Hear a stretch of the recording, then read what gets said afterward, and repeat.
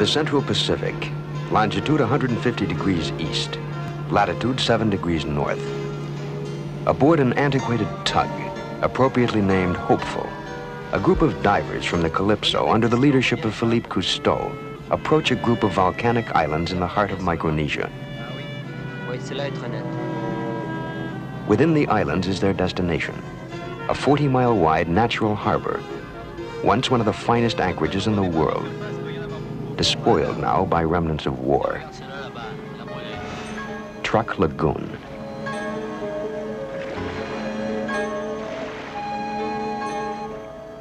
Jacques Cousteau.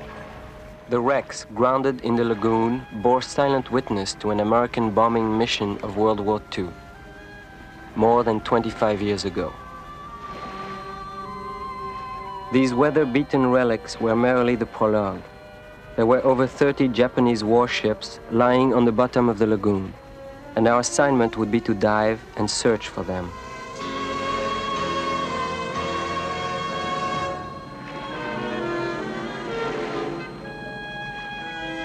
For the children of Truk, the remnants of war have become a natural part of the environment. Our goal lay beneath the sea. The fleet of ships submerged in the lagoon for a quarter of a century.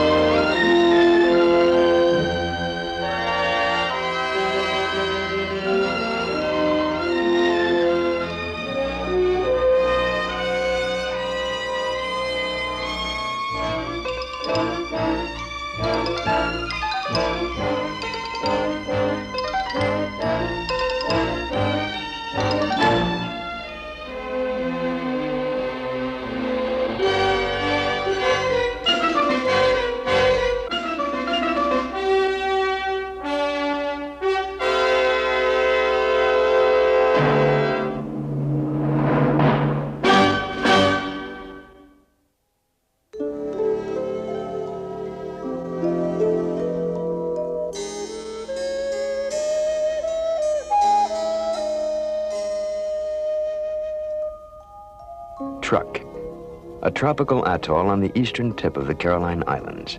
Its lagoon a burial ground for a vast fleet of ships.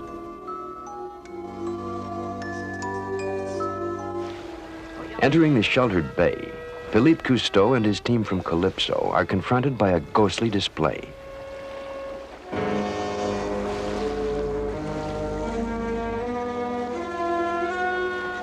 Oxidized mementos of war, now symbols of waste. Tragic testimony that a battle was fought here. The rusted residue of Truk's violent past.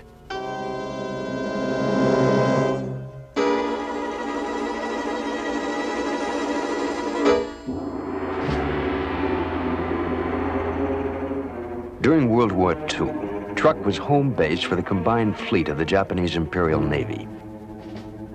From the beginning of the war, its buildup was fast and efficient.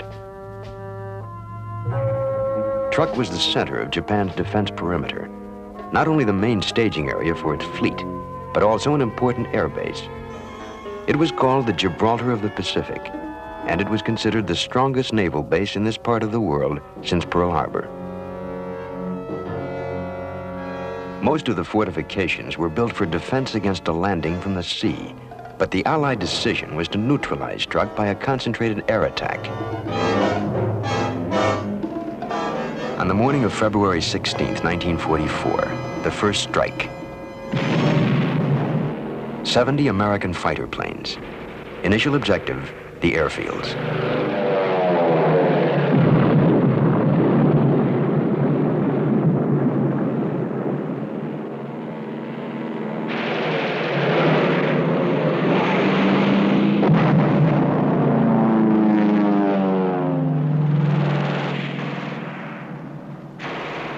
.275 aircraft are destroyed before they can take off. Japanese air defense is quickly paralyzed. Next, the main targets, the ships anchored in Truk Lagoon. The Japanese command has ordered its warships to safer waters. Delayed by bad weather and trapped at anchor are more than 30 vessels. the pride of Japan's auxiliary fleet.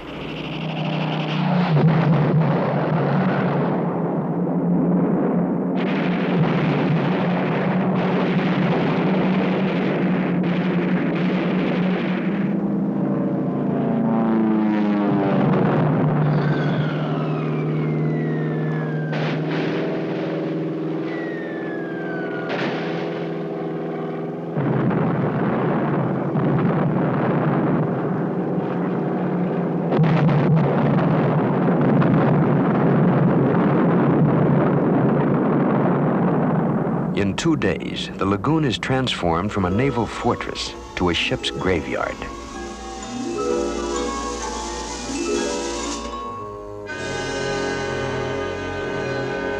For a sailor, a ship is a home. And for my men aboard the Hopeful, the pilgrimage to a fleet of drowned vessels will be like exploring a sunken city. They will be on their own, far removed from the mothership Calypso. They are experienced, but young.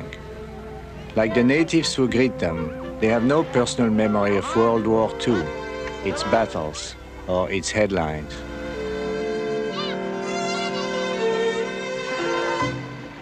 Attendez, Armand, c'est sur l'épaule droite.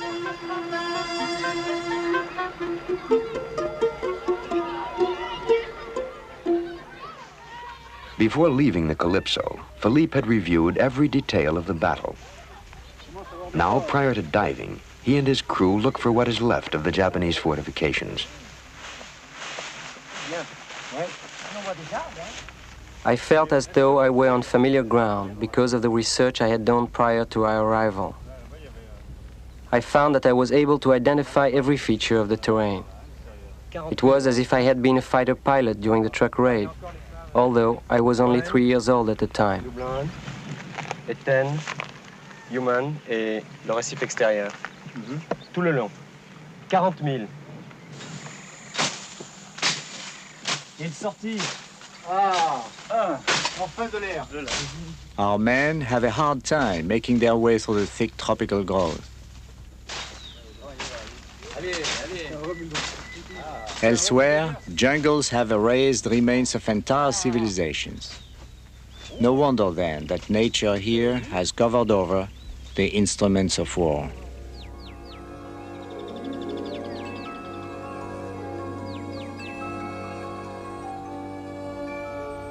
Bombed craters have been transformed into breeding pools.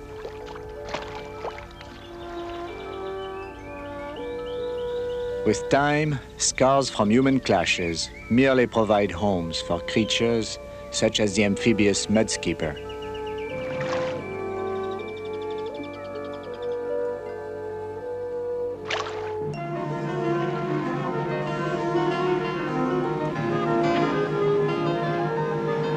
The mast of a sunken Japanese ship stands like a beacon, beckoning Cousteau's divers to their first sample of Truk's hidden cargo.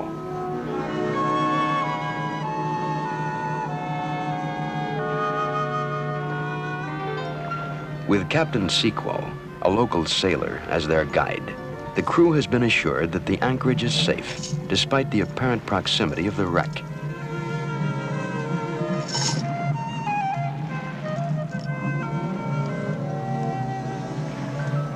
The sunken ship is clearly visible just below the Hopeful's bow. This first dive will be a shallow one.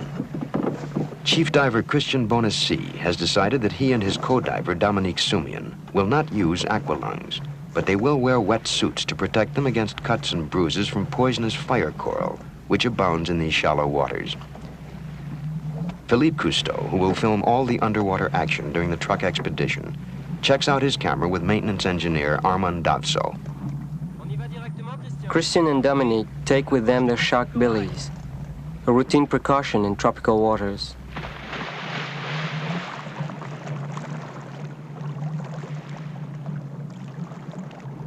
We'd been told by the natives the wreckage was that of a small harbor boat, but as was often the case, the Truckies knew little about the sunken ships.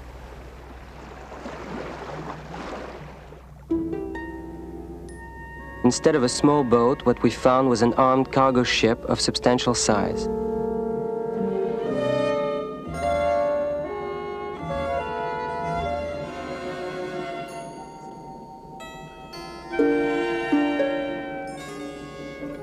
The ship is broken in two, evidence of a direct hit.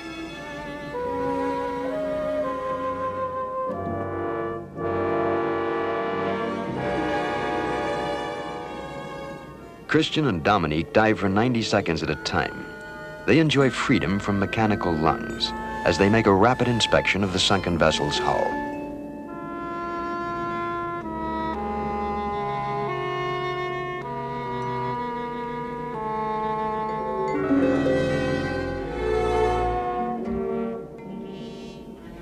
On deck is heavy gear for handling freight, but there is no evidence of cargo on board.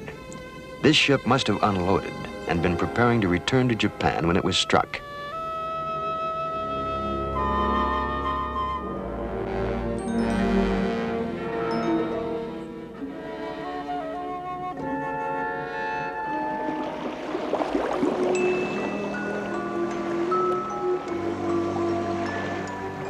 There is other debris nearby. They have been informed by Captain Sequel that in this area of the lagoon, a downed aircraft may be found.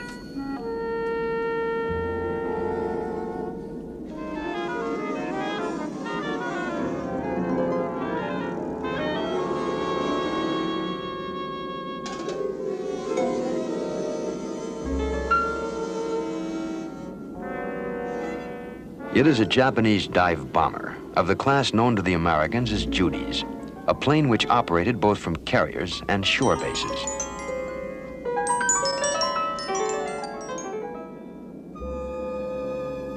This bullet-riddled plane, shot down not far from the airstrip, was one of the few not caught on the ground.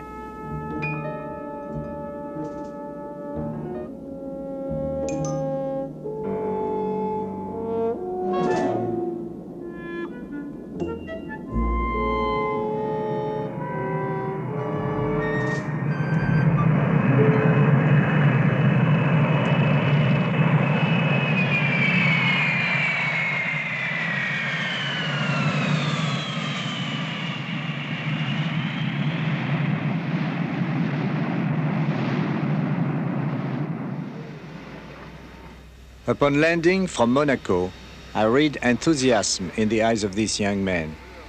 The same enthusiasm I felt 30 years ago when I made my first dive to a sunken ship. For us who dive, shipwrecks are adventure, mystery, human emotion. All the wrecks I had visited over the years were lonely victims. But here, in Truk Lagoon, was an entire fleet of wrecks with a story behind them. I was impatient to dive and see them for myself. Preparations for the first series of deep dives in Truk Lagoon are underway.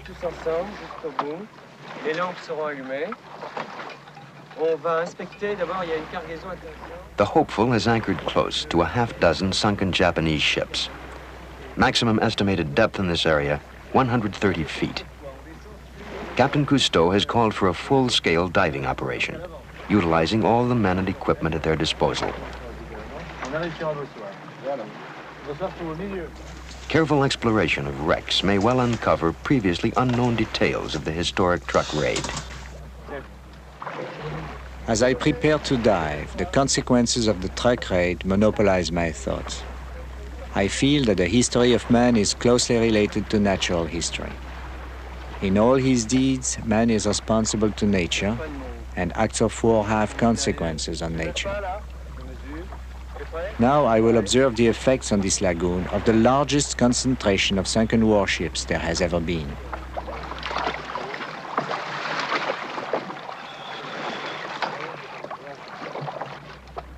I taught Philip to dive when he was 4 years old. He saw things then with a child's eye. Now he retains that same fresh approach in his underwater filming.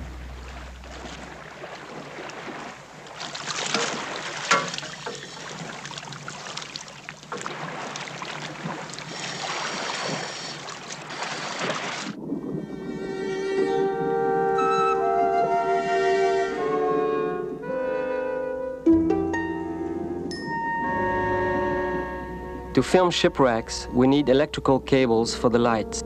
They add to the difficulty of the dives and require extra men. As always, I look forward to filming my father underwater, to his fluid diving style and his oneness with the sea.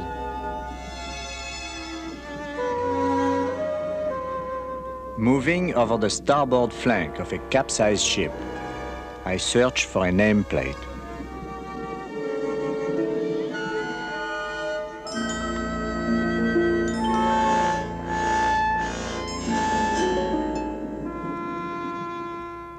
With steel brushes, one of the diving teams scrapes clear the name of a ship. It is a 12,000-ton submarine tender, the Heian Maru.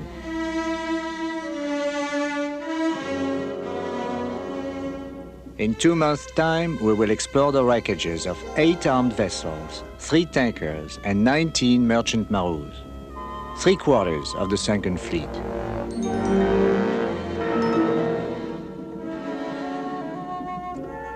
Another identification, a 10,000-ton cargo ship, the Rio de Janeiro Maru.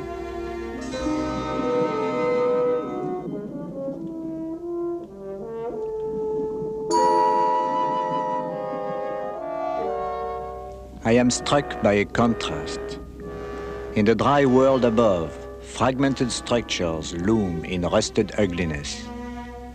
But here, beneath the surface of the lagoon, the skeletal remains are fleshed out with new life. They blossom with myriads of creatures, like this gracious Antedon, a sea lily.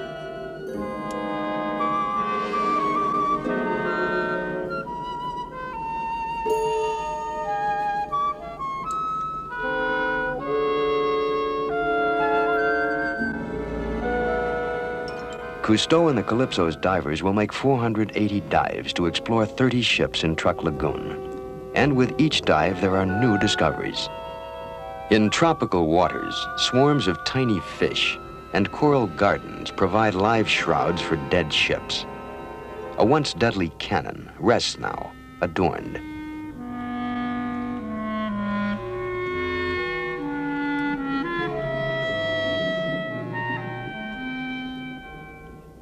Cousteau swims to the top of a ship's funnel, thickly encrusted with coral growth.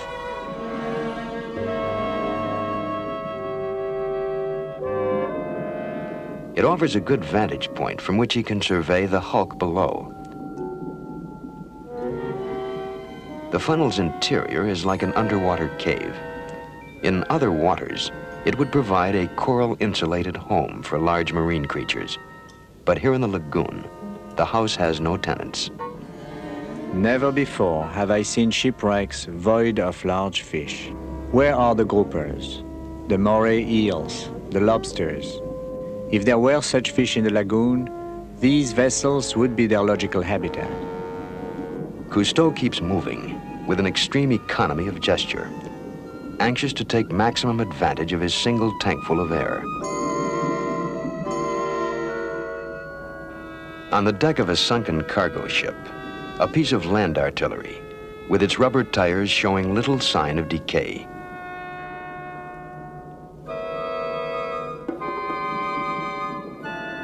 And on every ship, from bow to stern, there is the ever-present carpet of coral.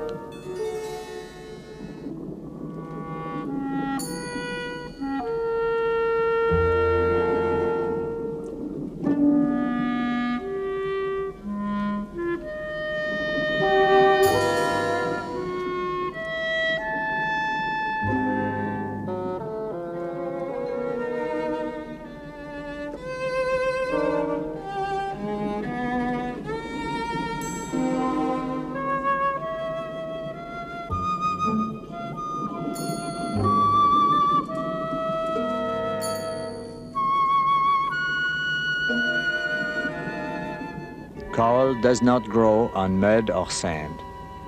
It needs a hard support, which the wrecks provide. Every rigging is a display of miniature marine life.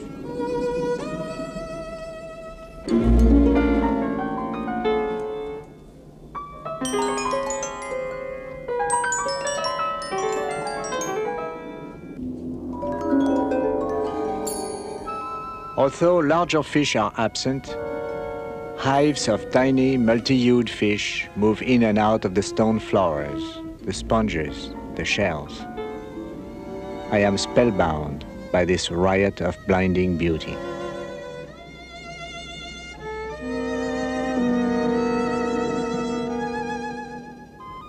To move freely, effortlessly, in any direction, is a luxury only the diver knows. A gentle sigh is energy enough to slip through the jagged framework.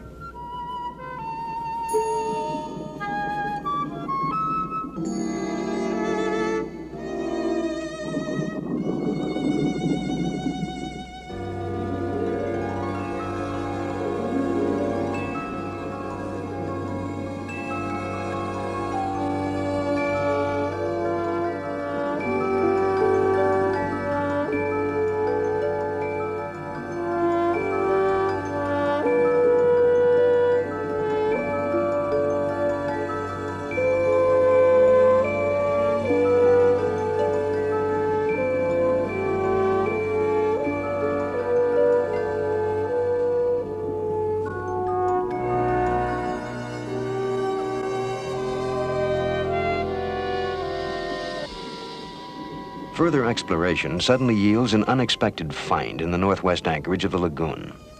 At a depth of 150 feet, a group of Japanese ships with cargo still on board.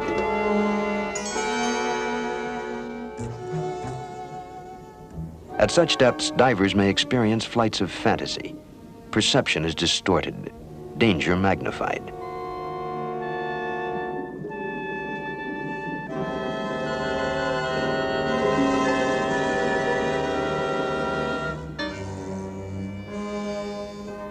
An operating table, underwater for 25 years. A fully equipped medical dispensary, preserved. Wheelchairs still carefully stacked.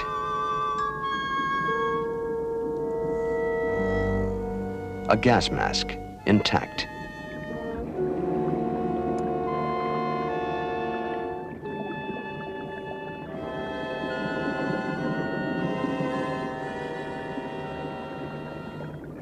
I am instinctively cautious. On land, a roof is protection, but I am in the sea, where a ceiling over my head is a menace. One enters his own home directly, but on the threshold of submerged quarters, a diver always hesitates before entering, and then swims only a few feet at a time.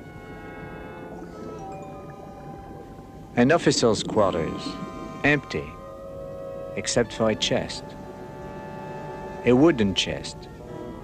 Its lacquer, now black, has protected it against decay.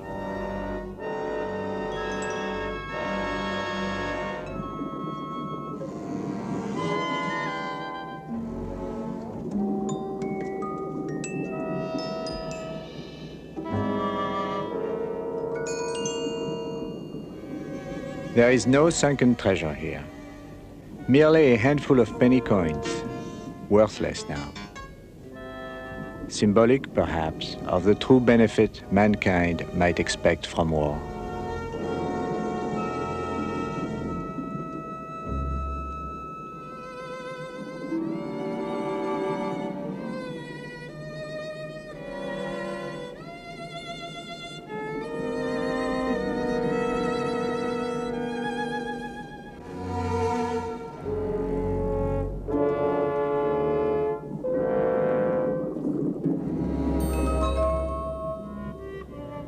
Truckloads of food and drink. After the attack, the Japanese garrison and the people of Truk starved, while tons of food were lying on the bottom of the lagoon.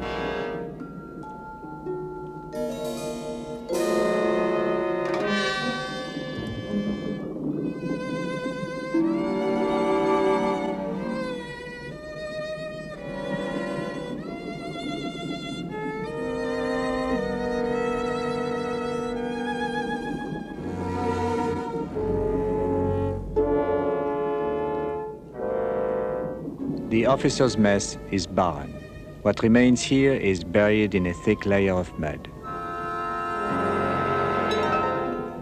From the silt, I extract deer antlers. In Japanese mythology, antlers are said to be messengers of God, traditionally held by one of the 7 wise men. There is no wisdom here.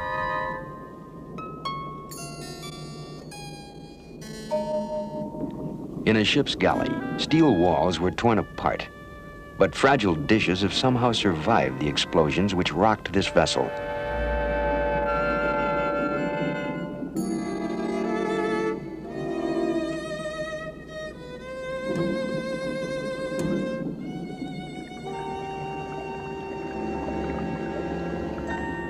Out of the confines, a brief moment of relief in open water.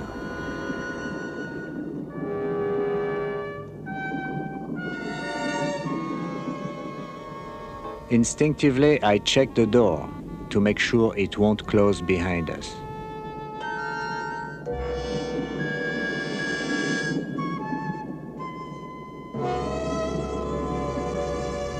I have been bothered throughout these dives by the strange absence of large fish.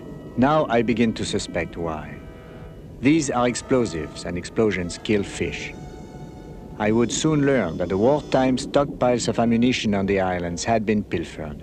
Dynamite fishing had practically eliminated fish that take 20 or 30 years to grow. Another legacy of war.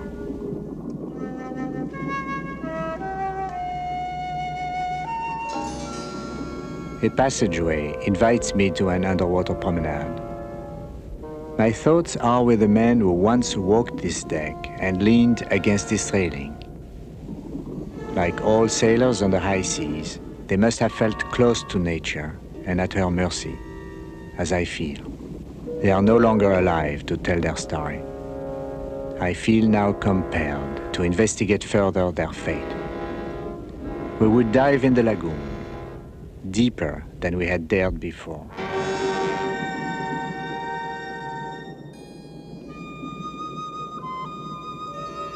The first phase of the diving expedition is over.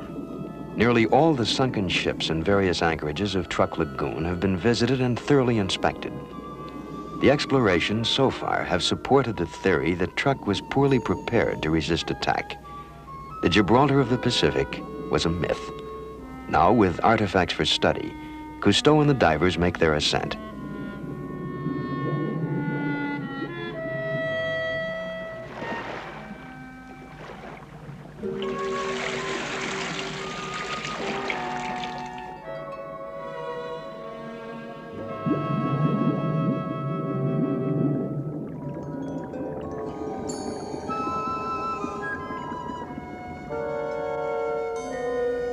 It is rare to find diversion during decompression periods, but once in a while we are given a special treat.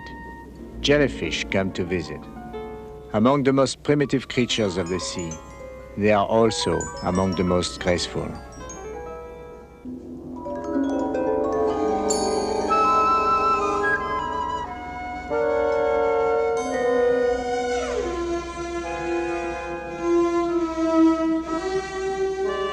The divers hover close to the contingency tank, an emergency supply in case of air shortage. Decompression time is up. The playful pilotfish will soon have to seek new underwater companions.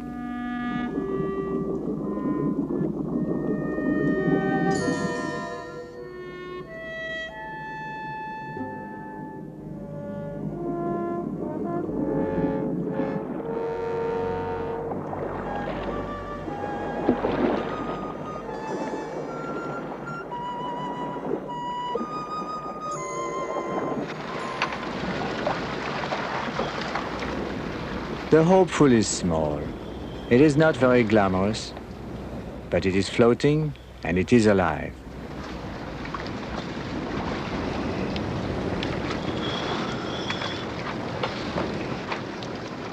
La tempête!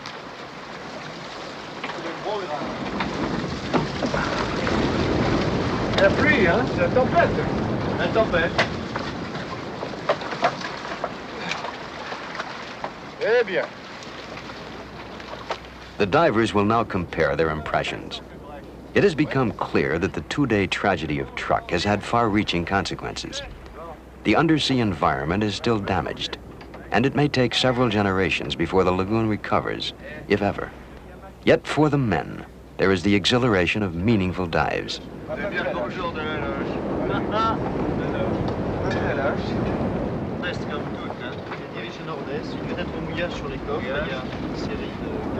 Now Cousteau plans their most crucial dive.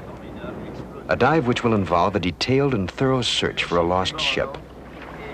The larger Japanese ships were always anchored in the southeast, off the island of A10. It's the deepest part of the lagoon, the most difficult in which to dive. If they can spot the ship, and if the depth does not exceed 300 feet, they will attempt the dive. Its precise location, its contents, and even its identity are unknown.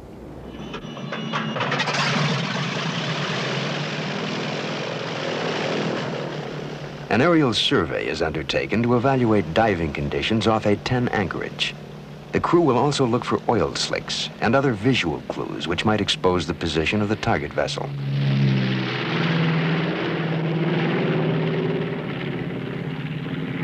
In shallow water, they pass over an overturned tanker, split in two.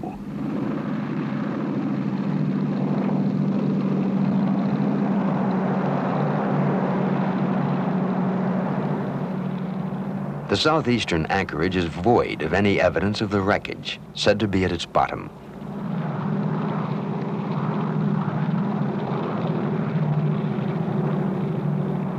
Another pass is made over the area, in one final search for surface signs of the hidden ship. It is to no avail. Electronic methods will have to be employed. The simple tugboat Hopeful is now transformed into a research vessel. Fanamu, qu'est-ce qui pourrait nous intéresser? Fais fan après. On a 15 brasses. Ok. Maintenant, tu prends le sommet Dublon. The compass sightings are transferred to the map. The landmarks establish position. 156. Ça colle avec ce que tu as. 156. Sonar soundings will register if they pass over a wreck. Ok, midship, Zek. On a le même petit écho là. Ah. Le même que celui-ci. Nous repassons sur le profil de tout à l'heure. J'ai bien l'impression que c'est l'épave. Oui. Le fond monte encore. 200, Zek. 200. 20 brasses maintenant. The sonar scope registers a large object lying ahead on the floor of the lagoon, within 200 yards of the Hopeful. On a 22 brasses. Bon, je vais faire un coin, on doit t'approcher des paves maintenant. Zig, you go 180. 180. They chart the course that will bring them directly above the wreck. On a eu 17 brasses. They've found it. Depth close to 300 feet. A deep dive, but within acceptable range. A marker is dropped. According to sonar, the object below is a large mass of varying heights, a strong indication that there is indeed a shipwreck off A10, unseen and untouched for 25 years.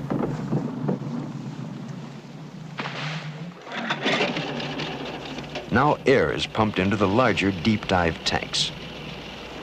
This raises their temperature and causes air expansion. The tanks must be cooled so they can be filled to capacity for a dive to exceed 250 feet.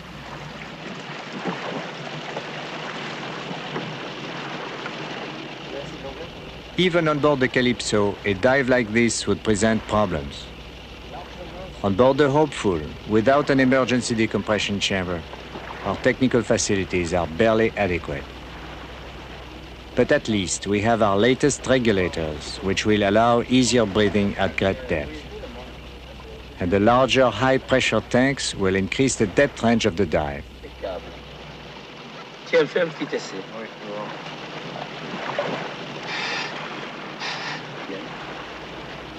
The atmosphere is tense. Words are few. Each man knows very well there is no margin for error.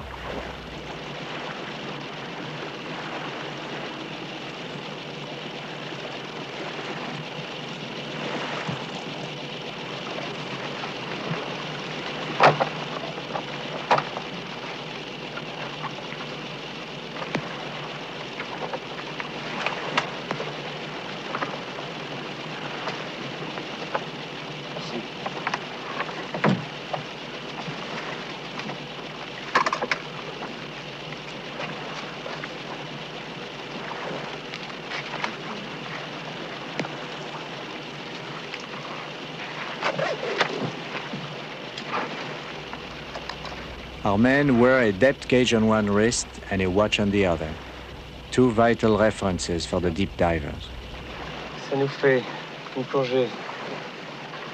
Alors on se fera porter au palier l'ardoise pour donner les temps exacts. Philippe Cousteau reviews the standard decompression charts with Chief Diver Christian Bonacy. They must be memorized because a decompression error can result in permanent injury, even death. At 250 feet, the divers will enter the realm of nitrogen narcosis. It is called rapture of the deep, and it will impair their judgment. Under such conditions, confusion must be avoided at all cost. So that a diver in trouble can be instantly identified, the aqualungs are initialed. The divers are now ready to go. Philippe Cousteau, who will film this carefully planned dive, makes a last-minute check of his equipment with Armand Davso, the man who built his camera. Vraiment étonné qu'on ait un problème quelconque aujourd'hui. Okay. And now Philippe, too, is ready to go.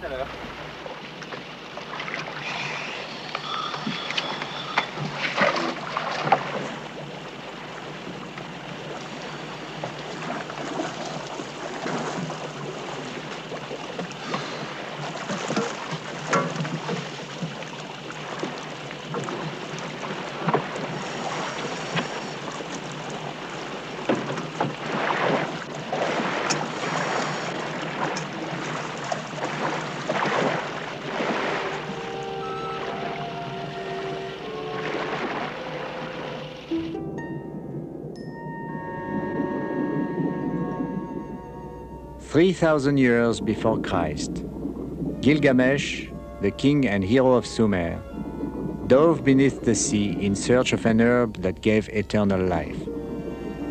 He was the first to be obsessed by the unknown. He would not be the last."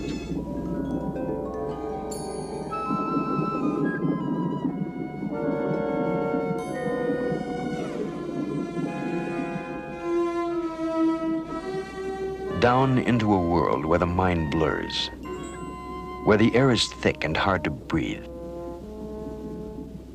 Down, beyond the limits of safety, drawn by the unknown, resting in the deepest cavern of Truk Lagoon.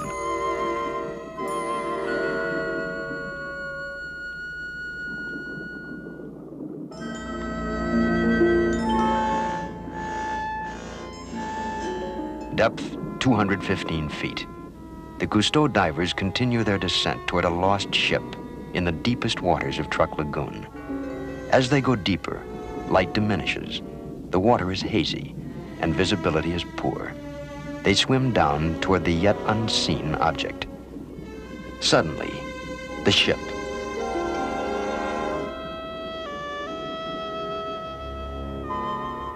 Anti-aircraft guns, aimed up toward the sky, testify to sailors who continued to fight while the ship was sinking. I empty my lungs to sink further. I feel at ease, suddenly lightheaded. I know this is the first sign of nitrogen narcosis. Amidship, Christian finds an entry.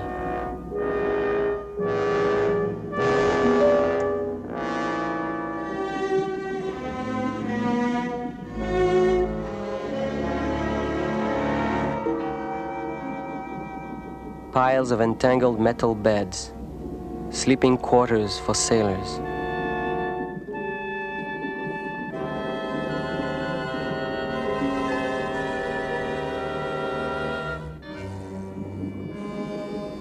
Depth, 280 feet. Another opening. A watertight compartment crushed by outside pressure. There could have been no survivors. Christian takes the lamp. Dominique will remain here to clear the cable and keep watch.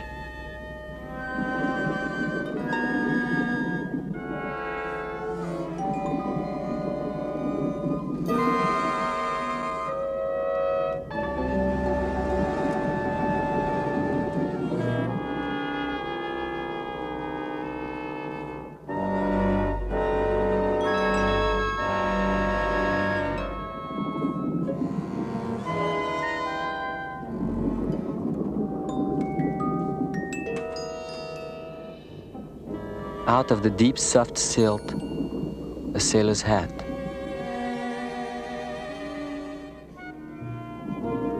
I feel blinded, disoriented. Christian's lamp is barely visible. Nervously, I move close to the glow. The lamp's cable is my only link to the exit.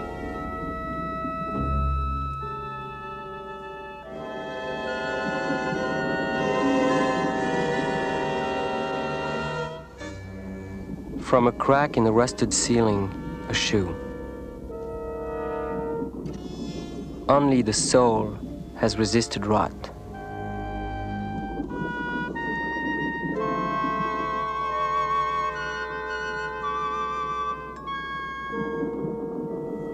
A still folded blanket, intact after 25 years.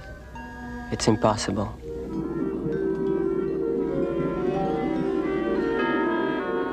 I lose my bearings. All I can do is follow the lights. I lean forward to touch where last I saw Christian.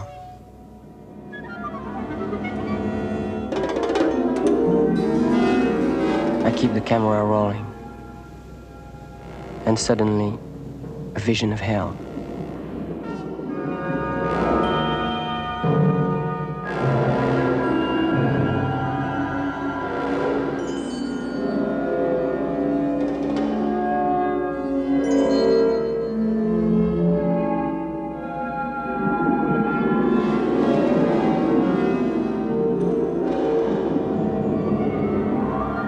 This seems an hallucination, a nightmare. But Christian is real.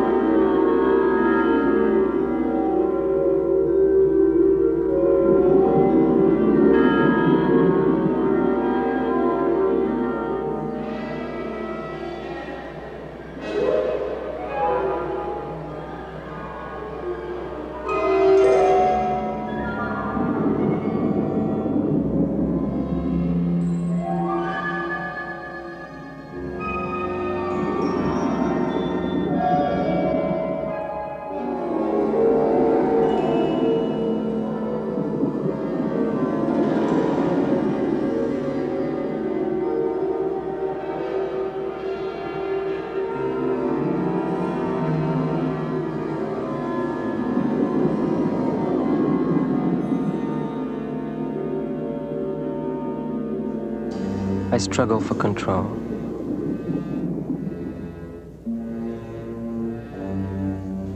I feel something fall at my feet. And then, as if a hand had reached out to stop my retreat, I am held back. I fight it off. Christian looks at me now, sensing my anguish. He too is shaken, and he points, indicating the exit.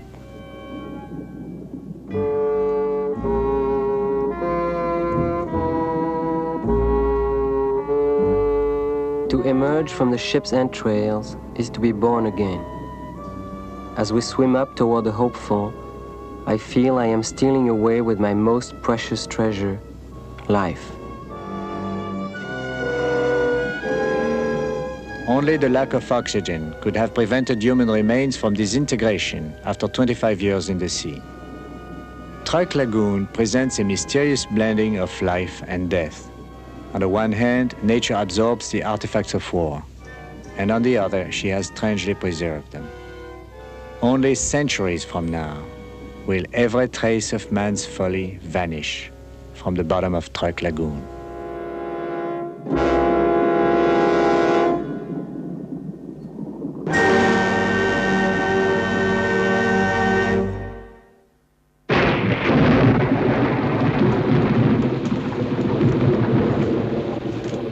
Two months after their arrival, the Truk expedition team departs.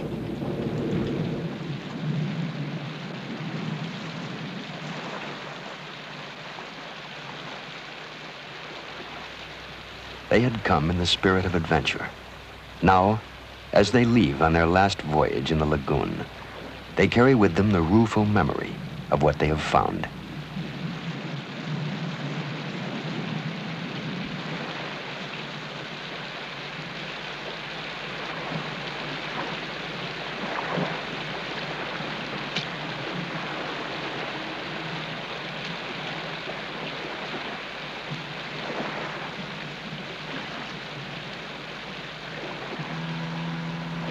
The issues of war evolve eventually into nothingness, but the consequences of war persist.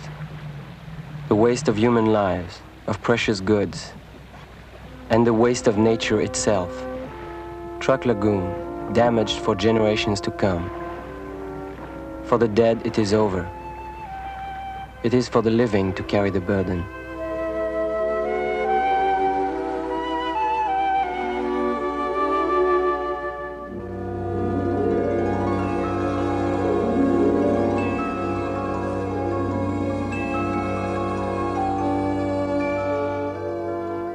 In the beginning, war was the business of the chosen ones, gods and kings. The common man helplessly endured it like a plague. For millennia, war has had the inevitability of Greek tragedy. But today, individual men are concerned not merely with the consequences of war, but with the choices that lead to war or peace. And with this new awareness comes hope. As the prophetic poet John Donne wrote in 1623, "Every man is a piece of the continent, a part of the main. Any man's death diminishes me because I am involved in mankind."